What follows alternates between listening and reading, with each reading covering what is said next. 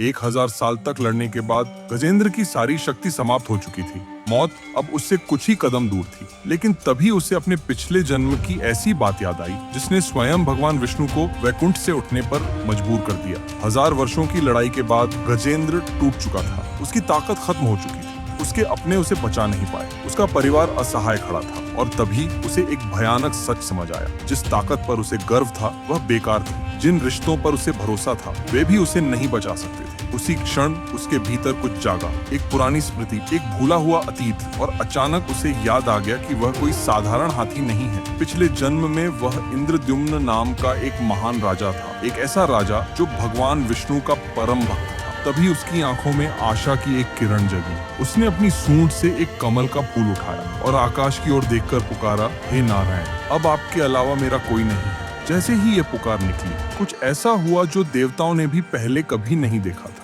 कहा जाता है कि भगवान विष्णु ने अपने भक्त की पुकार सुनते ही एक पल भी इंतजार नहीं किया। वे तुरंत गरुड़ पर सवार होकर वैकुंठ से निकल पड़े। पूरा आकाश दिव्य प्रकाश से भर गया। गजेंद्र ने ऊपर देखा और उसकी आंखों से आंसू बहने लगे। भगवान स्वयं उसके सामने खड़े थे। लेकिन कहानी का सबसे बड़ा ट्विस्ट अभी बाकी था। भगवान ने सुदर्शन चक्र चलाया और एक ही क्षण में मगरमच्छ का अंत कर दिया। पर जैसे ही मगरमच्छ मरा, उसके शरीर से एक दिव्य पुरुष बाहर निकला। सभी हैरान रह गए। असल में वह मगरमच्छ नहीं था, वह हूहू नाम का एक गंधर्व था जो एक अर्शी के श्राप से मगरमच्छ बन गया था। और गजेंद्र भी कोई साधारण हाथी नहीं था। दोनों श्राप के कारण इस रूप में भगवान के स्पर्श से दोनों को मुक्ति मिल गई। एक वैकुंठ गया और दूसरा अपने दिव्य लोक लौट गया। इसलिए कहा जाता है, जब दुनिया के सारे दरवाजे बंद हो जाते हैं, तब सच्चे मन से निकली एक पुकार सीधे भगवान तक पहुंचती है।